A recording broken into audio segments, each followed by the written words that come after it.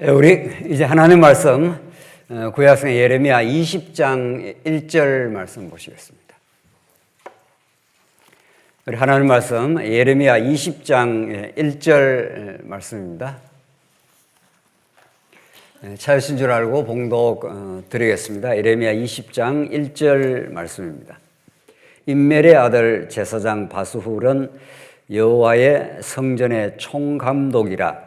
그가 예레미야의 이 일 예언함을 들은지라. 이에 바스훌이 선지자 예레미야를 때리고 여호와의 성전에 있는 베냐민 뭇 위층에 목에 씌우는 나무 고랑으로 채워 두었더니 다음 날 바스훌이 예레미야를 목에서 씌우는 나무 고랑에서 풀어주매 예레미야가 그에게 이르되 여호와께서 내 이름을 바스훌이라 아니하시고 마골 미사빕이라 하시느니라. 우선 3절까지 봉독드렸습니다.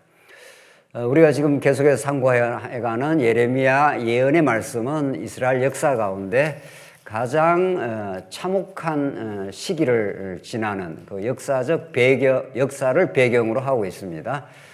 찬란하게 하나님께서 언약대로 다윗 왕국을 세워주시고 그 뒤에 이어진 솔로몬의 그 아름다운 성전, 그 성전을 통해서 하나님께서는 이스라엘 백성들에게 복을 베풀어 주시겠다 한 그 약속이 성성하게 살아 있음에도 불구하고 하나님은 물론 모세를 통해서 너희들이 그 땅에 들어가면 나를 떠나게 될 것이라 이렇게 예언이 있습니다. 이미 예언이 있고 다 땅 끝으로 다 흩어 하나님께서 버리시겠다. 그러나 하나님께서 언약에 신실하신 하나님은 너희들을 사랑하사 속죄하게 하시고 다시 돌아오게 하시겠다고 하는 그 모세 언약이 이미 전제되어 있는 거죠. 그런 모세 언약의 성취 사건으로 하나님께서는 이스라엘 나라를 이제 율법의 통치 속에 하나님께서 범죄한 언약을 깨뜨린 그들을 하나님이 공의로 그들을 심판하십니다. 그것이 이제 우리 예레미야가 지금 우리 지금 전반부를 살피는데 1장에서 29장 그리고 3장에서 예레미야 애가까지 이제 큰 틀을 큰 숲을 기억하고 이 한 나무를 이제 우리가 장절을 우리가 읽어가는 게 늘 중요하죠. 그래야 하나님께서 뽑으시고 다시 심으시는 여호와 하나님입니다. 결국 궁극적으로 소망의 하나님, 그들을 한번 파멸을 시키지만은 그 파멸이 이스라엘 백성들을 멸절하는 파멸은 아닌 겁니다. 아주 없애버리겠다 이런 것이 아니죠. 하나님께서 그들이 율법에 하나님께서 공의의 법을 갖다 대면은 아담 타락이 모든 인류의 그 죄악이 드러날 수밖에 없습니다. 또 이스라엘 백성은 끊임없이 죄악을 범하게 된 거죠. 그들을 가만 놔두면은 하나님의 사랑이 아닙니다. 그들을 한번 뽑아내겠다. 너희들의 존재가 어떤 존재이고 또 뽑아냈을 때 그것을 통해서 하나님을 기억하게 만드는 거죠. 70년 이제 바벨론 포로 생활이 인간적으로는 표면적으로는 고난의 시간이긴 합니다만은 영적으로는 신앙적으로는 참으로 귀하고 복된 시간인 거죠. 그 70년 시간에 이스라엘 백성은 아무것도 할 수가 없습니다. 애굽의 400년 종살이처럼 70년 바벨론 치하에서 그들은 자주권이 다 상실했고 종살이하고 그러한 그 기도의 시간을 하나님이 허락하신 거죠. 요나가 여호와의 낯을 피하여 하나님의 말씀을 받고 이제 피해서 니네웨로 가지 않고 다시스로 갔지 않습니까? 하나님께서 흉흉한 파도를 만나게 하고 요나가 제비에 뽑혀서 이제 바다 물에 던져집니다. 이건 죽음인 거죠.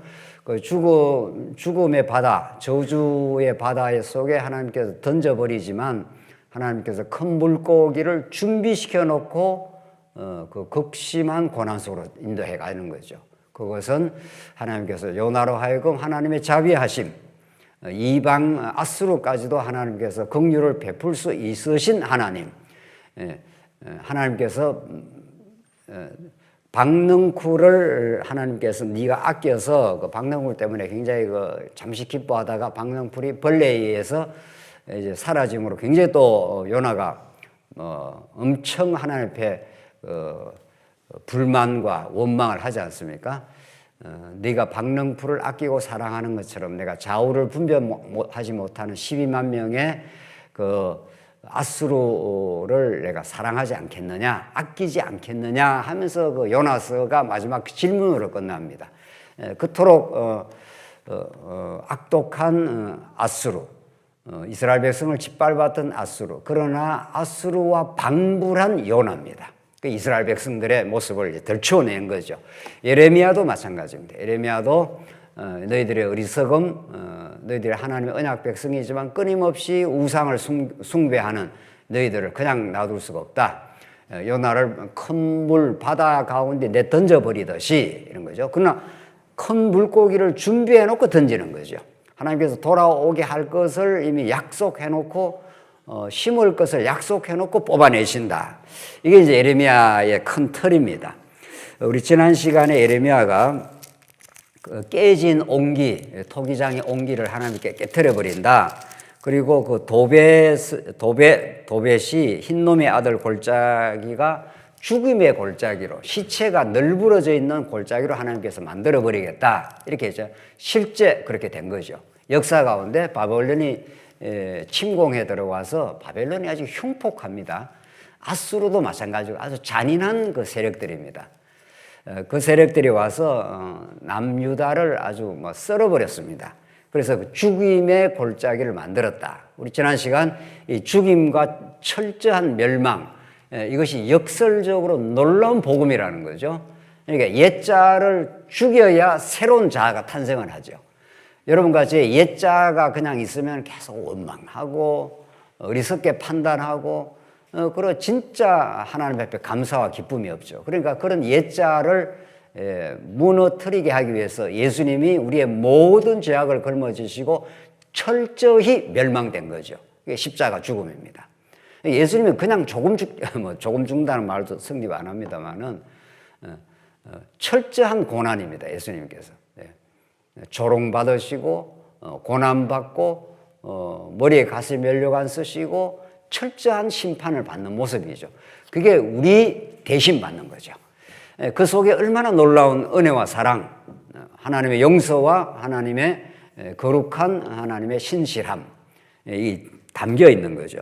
그 소리를 듣고 오늘 20장에 너희들 완전히 죽음의 골짜기로 만들어버리겠다. 하나님께 그렇게 하겠다니까 그 자체 속에 그 죽음의 골짜기에 담겨 있는 복음의 메시지를 못 듣는 거죠. 그 시대 기득권자들 보십시다. 인멜의 아들 제사장 바스훌은 여호와의 성전의 총감독이라 했죠. 총감독입니다. 모든 그 성전을 관리하는 그런 총감독인 거죠.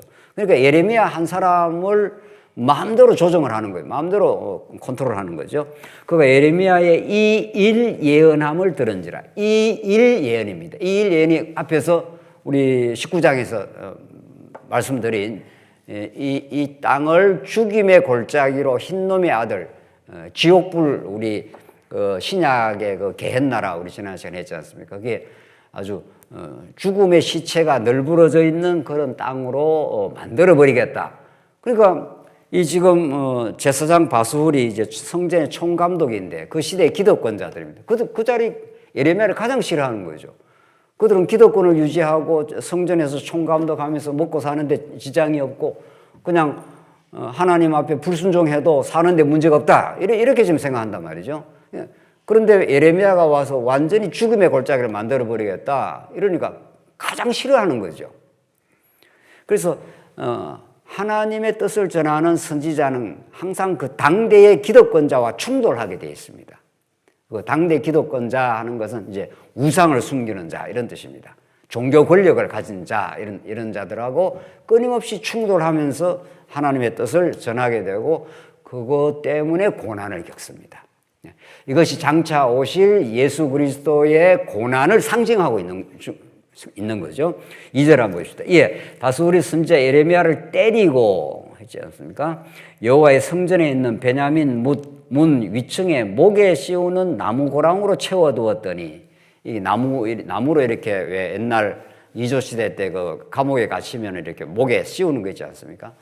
그러니까 때리고 목에 나무 고랑으로 씌워가지고 꼼짝달싹 못하게 하고 고통을 주는 거죠. 네.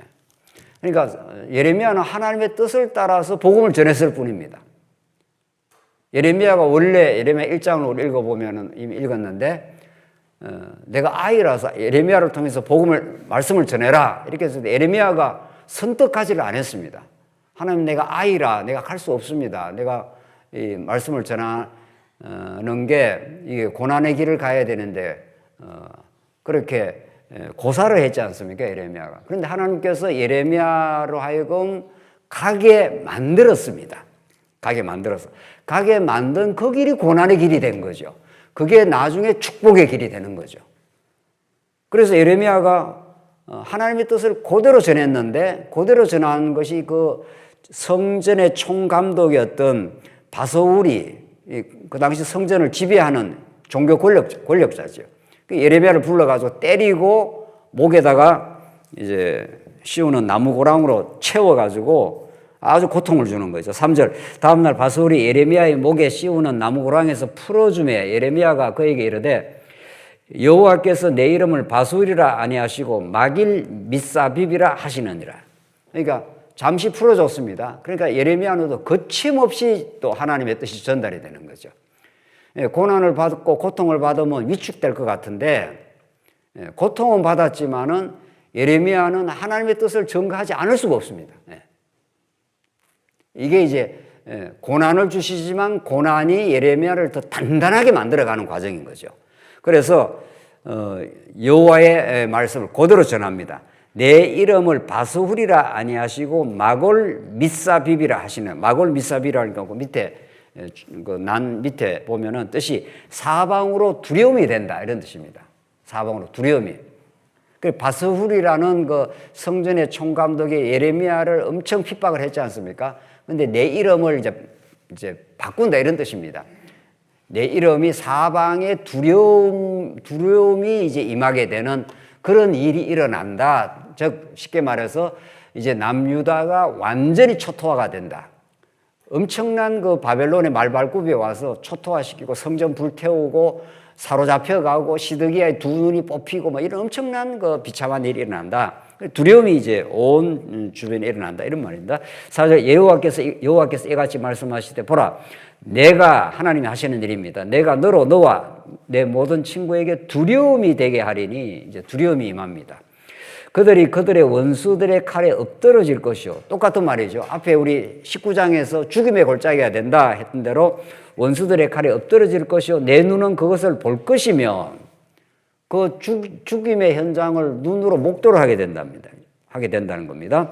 내가 온 유다를 바벨론 왕의 손에 넘기리니 그가 그들을 사로잡아 바벨론으로 옮겨 칼로 죽으리라. 계속 멸망과 죽음의 메시지입니다.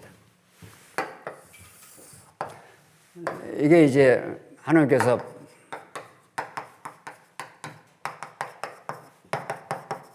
뽑으시고 심으심인데, 다른 표현을 쓰면은 죽임과 죽음이라 해도 되지만 하나님이 죽여버리는 거죠. 죽임의 골짜기라 했지 않습니까? 그러니까 철저한 멸망의 메시지가 1장부터 29장까지 30장부터 예레미야 애가까지 이렇게 우리가 돼 있다고 보는 거죠.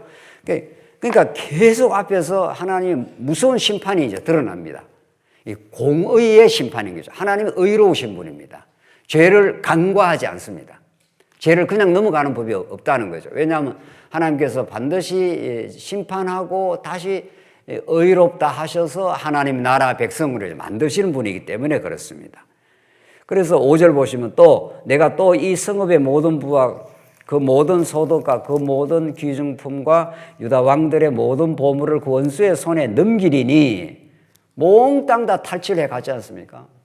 성전의 금은 보화 전부 다 뜯어가고 전부 바벨론 그 창고에다 가져갔습니다. 그것을 탈취하여 바벨론으로 가져가리라. 6절 바수후라 너와 내 집에 사는 모든 사람이 포로되어 옮겨지리니. 그러니까 바수홀이 예레미야를 엄청 핍박했죠. 때리고 목에다가 나무 고랑을 씌우고 감옥에 넣고 이렇게 해서 고지곧대로의 예언을 말 못하도록 했습니다. 너가 왜 지금 멸망의 메시지를 자꾸 전하느냐? 우리가 잘 된다 해라, 이런 거죠. 이게 기독권자들이 거짓 평화, 거짓 선지자들이 우리를 망하지 않는다. 바벨론에 잡혀간다 하더라도 몇 년 만에 돌아온다고 그랬습니까? 2년 만에 돌아온다. 이게 하나의 거짓 선지자입니다. 그러니까 그 어려움이 70년 지속되지 않는다. 지금 그런 말이죠. 그러니까 그 소리가 그 시대에 하나님을 깊이 모르는 자들은 좋은 거죠, 그게 좋은 거죠. 그게 망할 일인데 말이죠. 그냥 2년 만에 그냥 돌아오면 하나님 앞으로 돌아오질 않습니다. 여전히 우상 섬기고 살 겁니다. 그러나 70년 망하고 철저하게 무너지고 하나님 앞에 회개하고 돌아오면은 성전을 짓습니다. 그래서 하나님 여호와를 간절하게 찾게 되고 하나님의 은혜의 영광을 찬송하게 되는 거죠. 어느 길이냐 이거죠. 어느 길로. 그러니까 참 선지자 예레미야는 한번 너희들이 공의의 하나님의 율법적 그 통치, 그 공의로 통치하는 건데 거기서 한번 무너지는 게 마땅하다 이런 거죠. 무너졌다가 돌아와야 하나님을 찾게 되고 진짜 하나님의 은혜를 누리게 된다 이런 거고, 거짓 선지자들은 지금의 이스라엘 백성들의 우상 숭배를 자꾸 정당으로 해주는 겁니다. 한국교회가 그동안 예수 믿고 잘 먹고 잘 산다, 자꾸 지금 하나님을 떠난 삶을 경책을 안 해주는 거죠. 이렇게 사는 것이 아닙니다. 이렇게 해줘야 되는데 괜찮다고 자꾸 해주는 거예요. 예수도 믿고 우상도 섬기고 그것도 괜찮다고 자꾸 해주는, 거짓 평화를 자꾸 주는 거죠. 그게 영적으로 그 영혼이 시들어가고 죽어가는 건데 그걸 경책을 안 해주기 때문에, 때리질 않기 때문에 그들이 자꾸 하나님을 잃어버리고 인간 중심적으로 살아가고 인간적 평화를 자꾸 누리게 되는 거죠. 성경이 말하는 평화는 심리적 평안이 아닙니다. 1차적으로 내가 여건이 다 잘 돌아가고 뭐 어려움이 없고, 하나님 그런 걸 하나님 주시려고 해서 이 광야를 만들 이유가 없는 거죠. 그냥 뭐 하는 것에서 애굽에서 뭐 가나안으로 바로 집으로 넣던가 할지 왜 광야길을 걸어가게 합니까? 광야를 걸어가게 하는 것은 우리의 옛자 어리석은 자아가 노출이 되고 우리 안에 의가 없음을 깨닫게 하고 위로부터 오시는 만나와 우리를 의롭게 하시는 하나님의 은혜만을 사모하도록 그렇게 만드는 게 하나님의 목적인 거죠. 이게 예레미야 예언입니다. 그러니까 우리가 지금 역사서 공부하고 지금 역사서 시가서가 있고 우리 지금 선지서를 공부하지 않습니까? 그리고 이제 예수님이 오십니다. 역사서도 전부 장차 오실 역사라는 역사 섭리를 통해서도 전부 예수 그리스도를 전가하고, 시가서, 욥, 시편, 잠언, 전도, 아가, 이게 전부 5대 속성도 예수 그리스도 안에서 성취되어 예수님을 통해서 우리가 하나님의 5대 속성의 영광을 찬송하는 거죠. 그리고 선지서도 마찬가지입니다.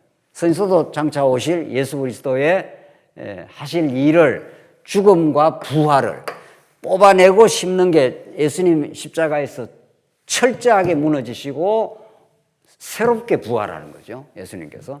그걸 예수님을 가르쳐 주는 거예요. 그런데 이 선지서라는 것이 이게 얼마나 중요한 메시지인가 하면은 선지서가 없으면 구약이 마무리가 되질 않습니다. 역사서도 중요하고 시가서도 다 중요한 하나님의 복음의 말씀입니다만은 왜 선지서를 제일 마지막에 이렇게 엮어놨느냐 거죠. 딱 편집을 그렇게 해놨지 않습니까? 이게 성경 전체를 지금 우리가 읽어나가는 선지서를, 특별히 선지서를 읽어나가는 그 참담한 남쪽 유다의 범죄, 그로 말미암은 철저한 멸망, 그러나 그 기적 같은 귀환, 이런 내용입니다. 지금 예레미야서가, 그렇죠? 이런 그 역사 대하 드라마는 없는 거죠. 남쪽 유다는 다시는 돌아오지 못할 것 같았습니다. 바벨론이라고 하는 그 거대 제국이 와가지고 썰어버렸는데 어떻게 회복이 되겠습니까? 그런데 하나님께서 바벨론을 잡아삼키는 페르시아 바사왕 고레스를 딱 등장을 시켜서 회복을 시켜 나가지 않습니까? 그때 이스라엘 백성이 돌아와서 한없는 그 찬송을 하게 됩니다. 그 찬송이라는 건 자기의 죄악을 발견한 자에게만 나오는 게 찬송입니다. 참 찬송은. 그렇죠? 하나님, 내가 이렇게 돌아올 자격이 없는 사람들입니다. 어쩌다가 우리는 하나님을 다 떠났고 어리석게 살았고 우리의 죄악으로 남으면은 철저히 멸망받아서 다시 못 돌아와도 우리는 다함이 없는 어리석은 존재입니다. 그 자기 존재의 죄악에 대해서 깊이 깨닫지 않고 돌아온 것이 은혜가 될 일이 없죠. 근데 무슨 은혜로 이렇게 돌아왔습니까? 이 말 아닙니까? 하나님의 신실함 때문에 돌아왔습니다. 하나님의 그 무한한 자비 때문에 우리가 돌아왔습니다. 지금 그 말 아닙니까? 자기 죄에 대한 깊은 통찰과 깨달음 없는 은혜의 찬송이 없는 겁니다. 그러니까 자기 죄에 대한 깨달음 없이 의사를 찾을 리가 없죠. 병이 들어야 의사를 찾지 않습니까? 그래서 이 바수로 하여금 너 거기서 죽어 거기 묻힐 것이라 너와 너의 거짓 예언을 들은 모든 친구도 그와 같으리라 하셨느니라. 그러니까 바술이 거짓 예언을 하면서 했는데 하나님께서 바술을 죽여버리겠다 이런 뜻입니다. 그래서 예레미야는 고난은 겪고 핍박은 겪지만은 하나님은 누구 편이십니까? 예레미야 편입니다. 네. 이게 중요한 거죠. 이게. 그래서 우리가 예수 믿은 우리들에게 찾아오는 때로는 그 시련들, 때로는 어려움들 이런 것들을 우리가 낙심할 이유가 없는 거죠. 이게 당연히 올 게 왔고 이걸 통해서 더 하나님의 은혜를 우리가 깨닫게 될 것이다. 이런 고난 중에 소망을 가지게 되는 거죠. 이게 이제 예레미야에게 주신 이제 말씀인데 조금 더 읽어봅시다. 7절로 7절에는 이제 하나님께서 예레미야를 설득을 해가지고 고난 중에도 가열차게 복음을 전하게 한다 이런 뜻입니다. 고난이 오면은 이게 위축돼 갖고 그냥 까부러지는 게 아니라 고난이 오면 올수록 예레미야는 점점 더 이제 복음에 더 충실한 이제 선지자가 되는데 7절 여호와여 주께서 나를 권유하심으로 내가 그 권유를 받아 싸우며 주께서 나보다 강하사 이기셨으므로 내가 조롱거리가 되니 사람마다 종일토록 나를 조롱하나이다. 이게 무슨 말입니까? 예레미야가 언제 내가 하나님의 말씀을 전하겠습니다 이렇게 나서지 않았습니다. 하나님이 예레미야에게 찾아와 가지고 너 가서 멸망의 복음을 전해라. 물론 이거 멸망 이후에 회복의 복음까지 다 있습니다. 근데 처음에는 멸망의 복음이란 말이죠. 그러니까 기독교자들이 엄청 싫어하는 거죠. 그래서 주님이 나를 권유해가지고 설득을 해가지고 예레미야는 가고 싶지 않았는데 이런 말입니다. 막 설득을 해갖고 하나님이 그 하나님의 탁월한 설득력으로 권유를 받아가지고 내가 선지자 노릇을 할 수밖에 없었습니다. 그 말입니다. 그 뒤에 나오지 않습니까? 주께서 나보다 어떠시다는 거예요? 강하사 이기셨으므로. 하나님이 강하시지 뭐 예레미야가 이겨낼 도리가 있습니까? 하나님이 여러분과 저에게 어떤 일을 맡기면은 아이고 하나님 내가 이거 할 수 없는데요. 그러면 널들 하라 그랬냐? 뭐 이렇게 이러는 거죠. 내가 너한테 능력도 주고 힘도 주고 고난을 주지만은 고난을 이길 하늘로부터의 그 위로를 하나님께 주신다. 이렇게 해서 하나님께서 우리를 자꾸 끌고 가십니다. 그래서 예수 믿는 사람은 내가 뭘 하겠습니다. 이런 법이 없습니다. 오히려 내가 뭘 하겠습니다. 관둬라 그럽니다. 너가 나서서 하면은 탈난다, 탈나. 우리는 하나님의 일꾼으로 부름을 받고 어떤 일을 하게 되고 할 때 하나님 내가 이거 하기 어렵습니다. 이러면 내가 너한테 힘을 주마. 이렇게 등장한다고요. 지금 예레미야가 저는 그런 말입니다. 하나님이 나를 권유를 해서 설득을 해가지고 내가 갈 그 마음이 없었는데 하나님이 자꾸 이렇게 가라고 해서 갔는데 하나님이 가라고 해서 왔으면은 형통과 뭐라 해야 되죠? 만사 형통이 이루어져야 될 거 아닙니까? 이런 거죠. 그런데 뭐가 찾아왔다는 거예요? 7절 그 중반에 주께서 나보다 강하사 이기셨으므로 하나님이 나를 다 이렇게 설득하고 하나님이 주권적으로 이끌어 가심으로 내가 조롱거리가 되니 사람마다 종일토록 나를 조롱하나이다. 하나님이 가게 했으면 나를 좀 형통한 길로 인도를 해야지. 내가 지금 주의 뜻을 따라서 이렇게 왔는데 사람들로부터 조롱을 내가 받습니다.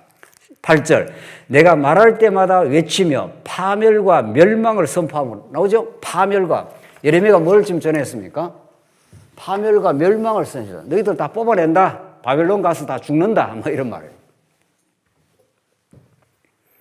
파멸과 멸망을 선포함으로 여호와의 말씀으로 말미암아 내가 종일토록 치욕과 모욕거리가 됨이니이다.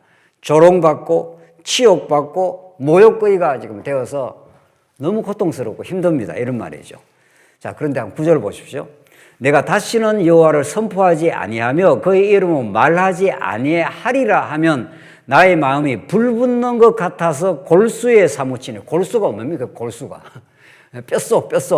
그러니까 우리가 왜 뭐 이렇게 누구의 어떤 좋은 말을 할 때 내 골수에 잘 새기겠다 이렇게 어떤 뭐 그런 말 있지 않습니까? 내 그냥 귀에다가 이렇게 스치고 지나가는 게 아니라 이 골수까지 새긴다 하는 게 그런 게. 예레미야는 내가 더 이상은 내 말씀 못 전하겠다. 말씀 전해봐야 조롱받고 지금 치욕을 자꾸 겪으니까 그렇게 그걸 마음을 접고 이렇게 마음을 이렇게 위축이 돼가지고 좀 힘든 마음이 생기면은 오히려 내 마음이 불붙는 것 같았는 거예요. 이게 이제 하나님의 말씀이 그 속에서 골수에 사무친 말씀입니다. 답답하여 견딜 수 없나이다. 나는 무리의 비방과 사방이 두려워함을 들었나이다. 그들이 이러기를 고소하라 우리도 고소하라 하며 내 친한 벗도 다 내가 실족하기를 기다리면. 친한 벗이 있었는데 예레미야의 친한 친구들이 예레미야 저 하다가 이제 망한다 이런 거죠. 실족하기를 기다린다는 겁니다. 그가 혹시 유혹을 받게 되면 우리가 그를 이기어 우리의 원수를 갚자 하나이다. 이렇게 내가 말씀대로 전했더니만 찾아온 건 조롱이고 치욕이고 모욕거리다. 이렇게 해서 이제 다시 말씀 못 전하겠다. 이렇게 낙담이 되면은 다시 내 마음속에 다시 불이 붙는다는 겁니다. 그게 이게 예레미야의 마음이 아닌 거죠.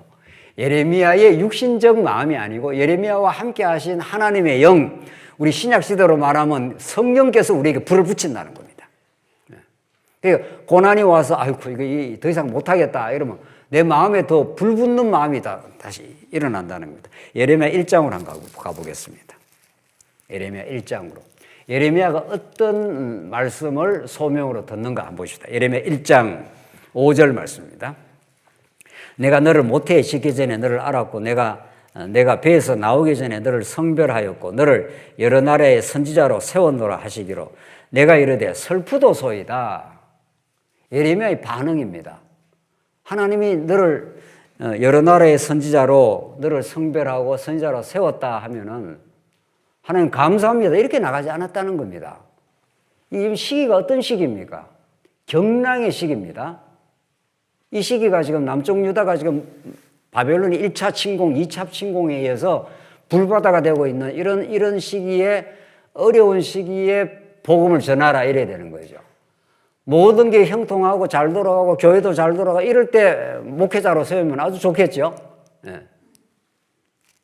근데 교회가 지금 혼란스럽고 여러 가지 어려움이 있고 문제가 있는데 가서 복음 전해라 뭐 이런 거죠. 그러니까 예레미야가 슬프도소이다. 주 여호와여 보소서 나는 아이라 말할 줄을 못하나이다. 내가 아이라서 이런 지금 혼란의 시기에 어떻게 해야 될지 잘 모르겠습니다. 지금 그런 말 아닙니까? 그러니까 고사를 한 겁니다. 하기 어렵습니다. 지금 그런 거죠. 7절 여호와께서 내게 이르시되 너는 아이라 말하지 말고 너 아이라 하지 말라. 내가 너를 누구에게 보내든지 너는 가며 내가 내게 무엇을 명령하든지 너는 말할지리라. 너희대로 하는 게 아니다. 아이 같은 너에게 너와 함께해서 하나님이 위로부터의 능력을 줘서 말씀을 그 고난 가운데 전하게 만들어 주겠다. 이런 뜻이죠. 이게 모든 하나님의 택한 백성에게 주어진 하나님의 뜻입니다. 하나님 우리를 사랑하는 것이 분명한데 우리 삶에 고난이 찾아오고 우리가 원치 않는 일을 닥치게 될 때 위축이 되거나 사람들로부터 조롱이 되거나 우리 사람들로부터 어떤 안 좋은 소리 들으면 당장 마음이 낙심이 되죠. 그때 하나님께서 내가 너를 보냈다 이런 거죠. 8절 너는 그들 때문에 두려워하지 말라. 내가 너와 뭐라고 했습니까? 같이 읽어야 되는데 내가 너와 어떻게 한다고요? 함께하여. 이게 임마누엘입니다. 예수님이 그렇게 찾아오신 겁니다. 임마누엘이라 내 이름을 마태복음 1장에서 그렇게 말하고 마태복음 마지막 장 28장에서 내가 너와 세상 끝날까지 어떻게 한다고요? 함께 하겠다. 그러니까 고난은 주시지만 고난에 하나님이 함께 해주시겠다 이런 뜻입니다. 이건 놀라운 하나님의 위로입니다. 하나님 우리를 그냥 고난만 주고 네가 알아서 해라 이렇게 안 한다는 겁니다. 이게 예레미야에게 주신 소명의 메시지입니다. 그러니까 우리가 고난을 겪을 때 내가 자꾸 고난을 겪는다 이렇게 생각하는 것도 굉장히 불신앙입니다. 내가 고난을 겪긴 하는데 나와 함께 하신 그리스도가 나와 함께 고난을 같이 겪어주십니다. 우리가 영적으로 신앙이 살아있다는 건 뭡니까? 내가 육적으로 보면은 뭐 예수님 뭘 나와 함께 하시나 뭐 이렇게 하지 않습니까? 그러나 예수님은 십자가에 죽으셨고 부활하시고 성천하셔서 성령으로 우리와 함께 하십니다. 성령으로 함께 한다는 게 예수님 나와 함께 한다는 뜻이죠. 그러니까 하나님께서 우리를 고난을 겪게 하실 때가 있는데 예수님과 함께 겪게 한다는 겁니다. 그러면 두려움이 없어지는 거죠. 그러니까 예수님은 온데간데 없고 자기 고난, 자기 힘든 거에 자꾸 자기만 쳐다보고 있는 거죠. 그 자기 연민이라는 게 가장 불신앙입니다. 아이고, 내가 뭐 이렇게 살다 보니 이 꼴을 겪어야 되나? 그 자꾸 자기를 생각하는 거예요. 자기 중심. 나와 함께 누가 함께 계신다고요? 예수님이 함께 한다고 세상 끝날까지 함께 한다는데 예수님이 함께 고난에 동참을 하십니다. 다니엘서로 한번 가보시죠. 진짜 그런지 안 그런지. 다니엘서 3장 24절입니다. 다니엘 3장 24절입니다. 사드락과 메삭과 아벳노고 이야기입니다. 사드락과 메삭과 아벳노고가 다니엘의 새 친구였는데 느부갓네살이 이제 금신상을 크게 세워서 온 백성들로 거기다가 절해라 이렇게 했는데, 근데 하나님께서 사드락과 메삭과 아벳노고에게 신앙을 줬습니다. 우리 절 못하겠다 이렇게 그죠. 그게 느부갓네살의 귀에 들어갔죠. 죽이라 이렇게 된 겁니다. 그냥 죽이는 게 아니고 불풀물을 7배나 대해서 불태워 죽여버려라 이렇게 되는 겁니다. 이 역사적 사실입니다. 보십시다. 24절. 그때 느부갓네살 왕이 놀라 급히 일어나서 모사들에게 물어 이르되 우리가 결박하여 불 가운데에 던진 자는 세 사람이 아니었느냐 하니 그들이 왕에게 말하여 이르되 왕이 올소이다. 세 사람 불품에 던졌단 말이죠.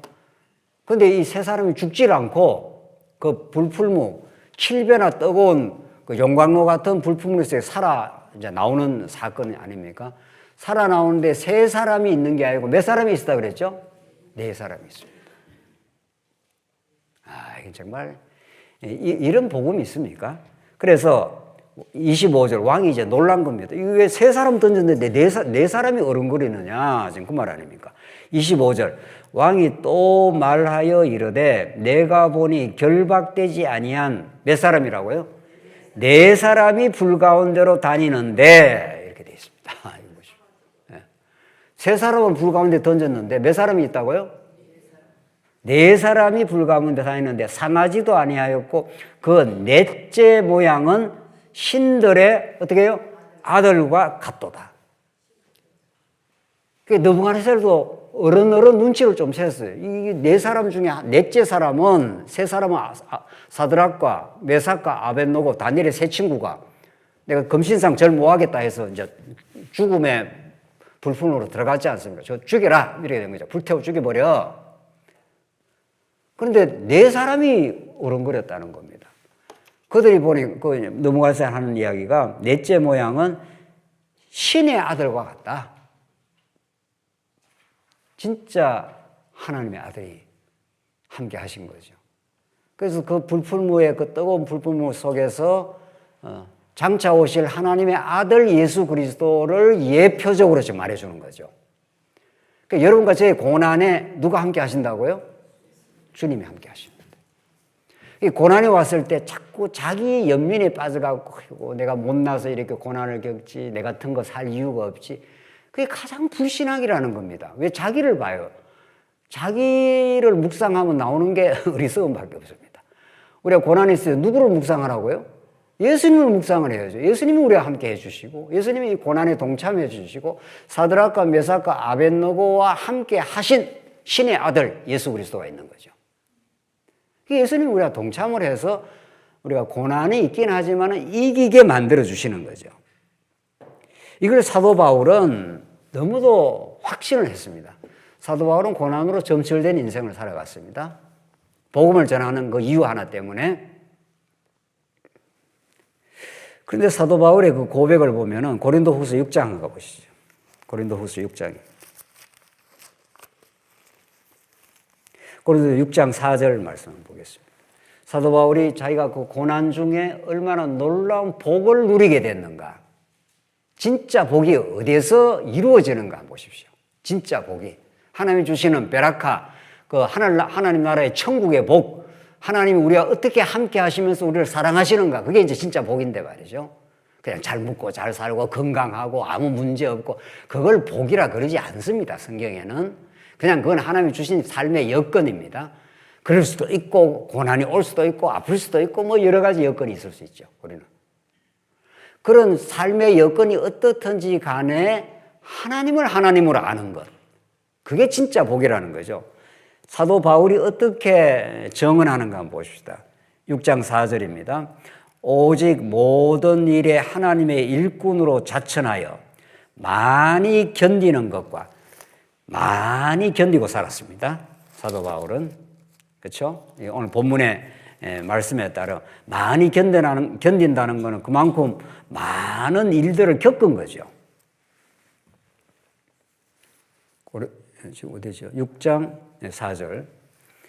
그 다음 환난과 궁핍과 고난과 5절 매맞음과 예레미야도 바술한테 두드리게 맞았지 않습니까?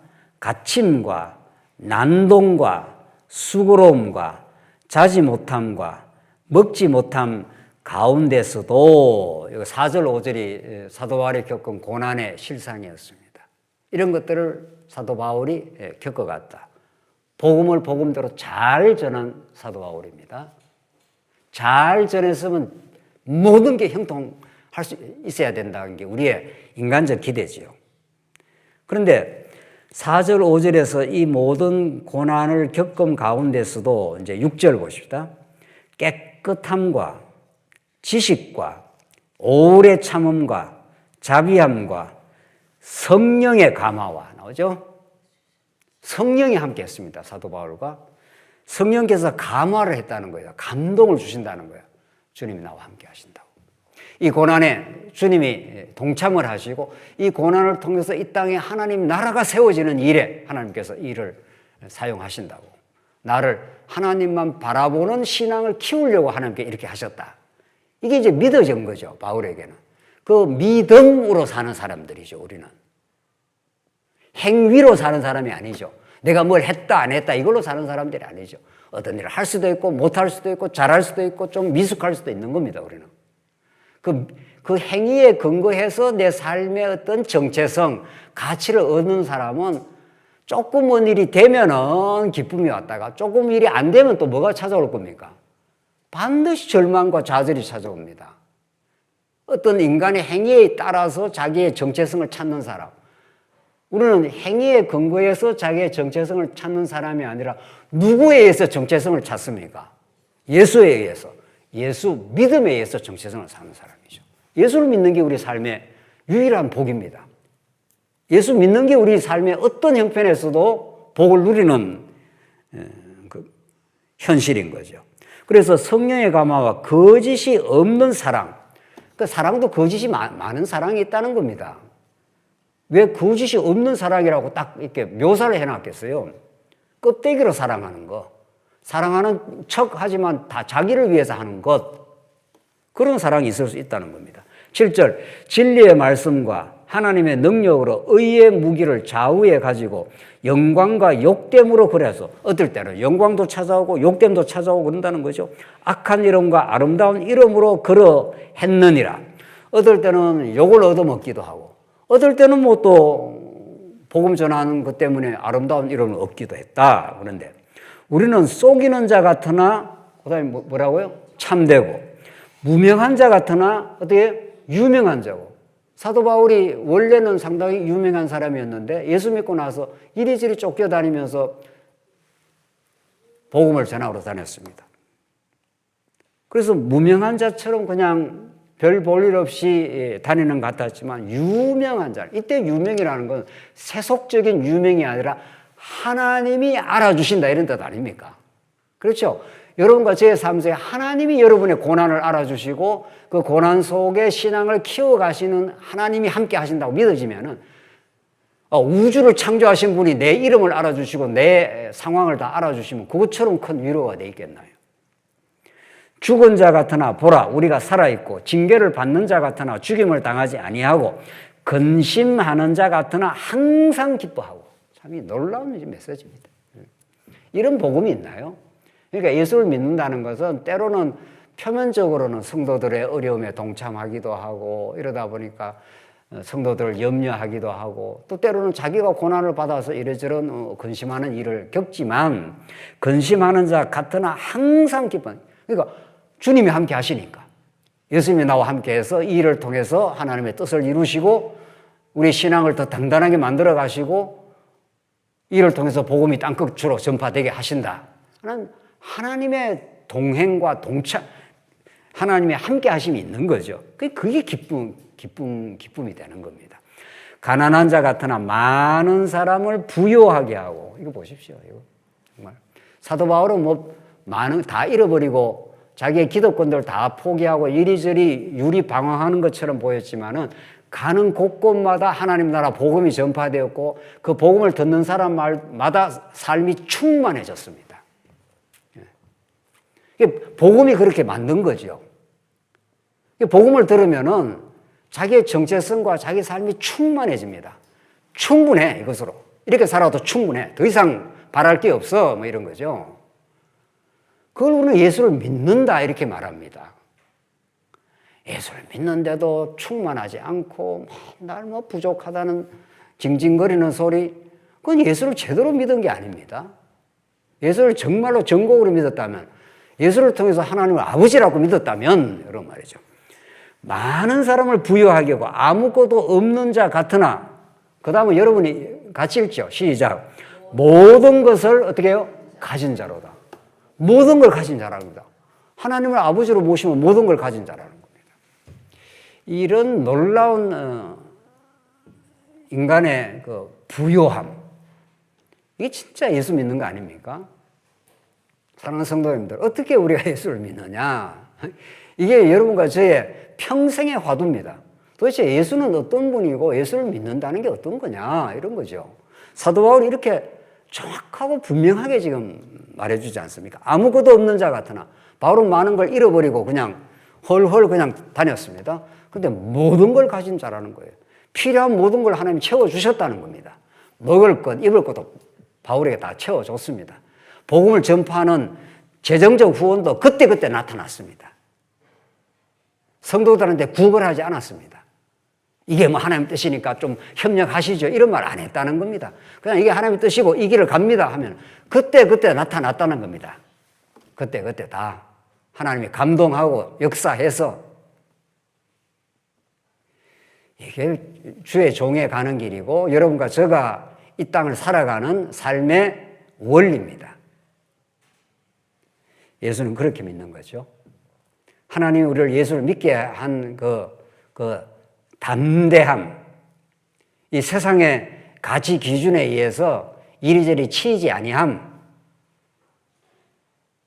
세상에 어떤 형편이 있어도 하나님 우리와 함께 하심. 이것이 예레미야로 하여금 내가 고난을 받고 조롱을 받아서 내가 더 이상 하나님의 말씀을 전하기 어렵다 그러면 그 마음속에 불 붙는 것 같아 더 말씀을 전하지 않으면 안 되도록 그렇게 하나님께서 만들어 버렸다는 거예요. 예레미야도 그랬고 사도 바울도 지금 그렇지 않습니까? 하나님이 예레미야나 사도 바울에게 하나님이 어떤 분이라는 걸 예레미야의 고난을 통해서 장차 예수님이 우리 대신 고난받으시고 우리에게 얼마나 영광의 주님이 되셨다는 걸 아는 성도의 삶은 그렇게 하나님께서 담대하고 풍요하고 고난 중에 승리를 구가하는 그런 삶이었다는 겁니다. 이런 말씀이 우리의 참된 양식이 되길 바랍니다. 우리 잠시 쉬었다 하시죠.